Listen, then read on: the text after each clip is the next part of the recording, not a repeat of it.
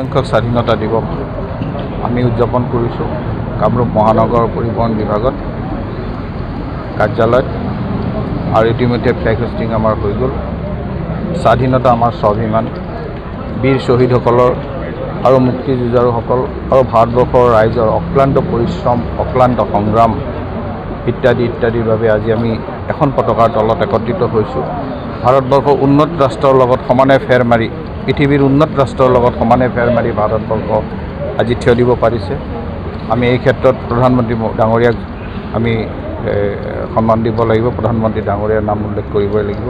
আৰু অসম প্ৰদেশখনো মুখ্যমন্ত্ৰী মহোদয়ৰ যি প্ৰচেষ্টা, সেই প্ৰচেষ্টাই ভাৰতবৰ্ষৰ আন প্ৰদেশসমূহৰ লগত সমানে ফেৰ মাৰিবলৈ আগবাঢ়ি গৈছে। গতিকে আমি মুখ্যমন্ত্ৰী মহোদয়ক এই সুযোগতে স্বাধীনতা দিৱসৰ দিনাখন আমাৰ তৰফৰ পৰা শুভেচ্ছা আৰু প্ৰণাম জনাইছোঁ। মই এই চেগতে অসমবাসী তথা গুৱাহাটীবাসীলৈ অনুৰোধ জনাম আজি স্বাধীনতা দিৱসৰ দিনাখন যাতে পথ সুৰক্ষাৰ ক্ষেত্ৰত সকলো নীতি নিয়ম সকলোৱে মানি চলে। এখন 100 বছৰত আমি সুন্দৰ চেহেৰা, সুন্দৰ মন, সুন্দৰ প্ৰাণ লৈ আমি স্বাধীনতা দিৱস উদযাপন কৰিব লাগে। তাৰ বাবে আমি সকলোৱে সুস্থ দেহ মন লৈ আগবাঢ়ি যাব লাগিব। এটি সুন্দৰ পথ সুৰক্ষাৰ ব্যৱস্থালৈ আগবাঢ়িব লাগিব।